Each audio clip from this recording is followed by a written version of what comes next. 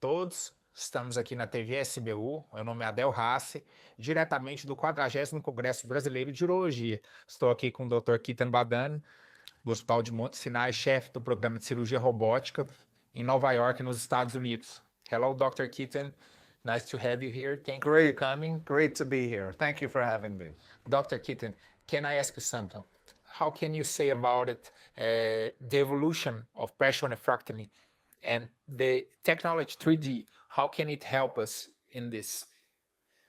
Sure. Yep. So two-part question. Okay. First is the evolution, and then we can talk about 3D. Yes, for sure. Yeah, I think the evolution has a very good story right now.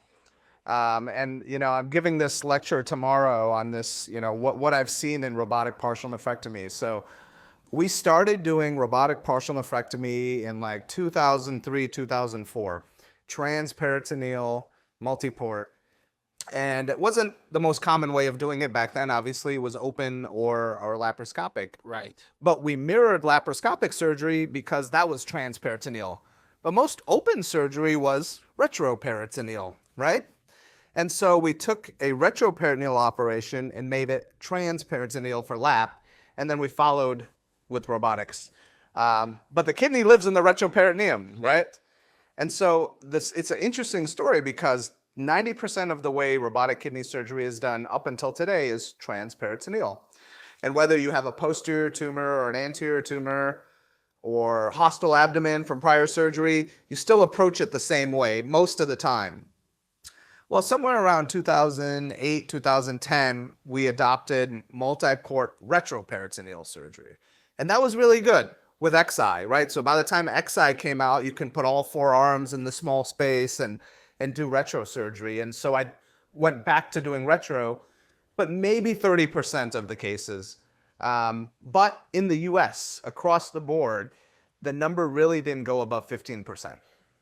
It just still wasn't being adopted. It was still a transperitoneal operation. So then the next iteration of the evolution is now with single port. Yeah. And what's happened with single port is that it has made partial nephrectomy a retroperitoneal operation again. So when we look at the data of all of the sites, and I have Mount Sinai. At Mount Sinai, I host the data of 22,000 patients or so from different institutions throughout the country and in the world. 15 to 18% are retroperitoneal multiport. 100% of single port are retroperitoneal now, right? So what we've done is we went from a retroperitoneal open operation back again to a retroperitoneal robotic operation where that's reproducible.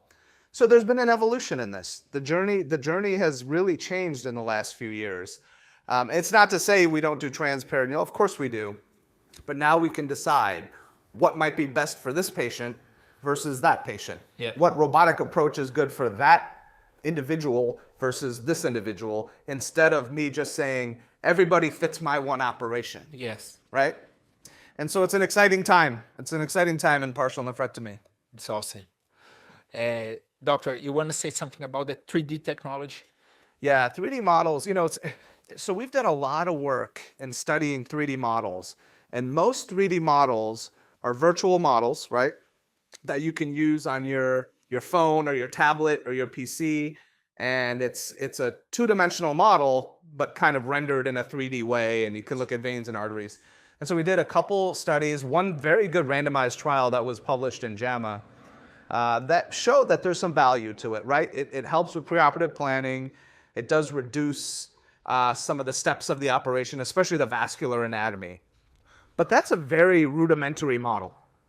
Right? What we're working on now and what's happening is we have proper 3D models that actually are in 3 dimensions and now can be superimposed on your image, right? Awesome. So now imagine, instead of saying, okay, well, here's a kidney. I'm looking at my model on my screen. I see one artery. It goes here. I see the tumor. It goes here. Okay, let me see what this is, which already showed value.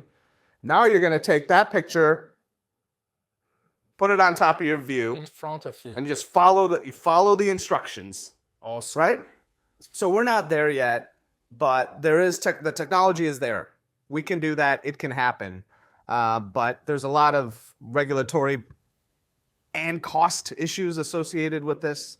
But I think once that happens, that's going to really help surgeons do these operations reproducibly, even complex surgery more reproducibly, because we know 3D models help the more complex cases. Yes. Don't really help the simpler cases. So hopefully it'll improve complex partial nephrectomy. For sure, doctor, for sure. Thank you very much for coming. Thank you for this interview. Yeah. Everybody will enjoy it. Yeah. Thank you. Good to be here.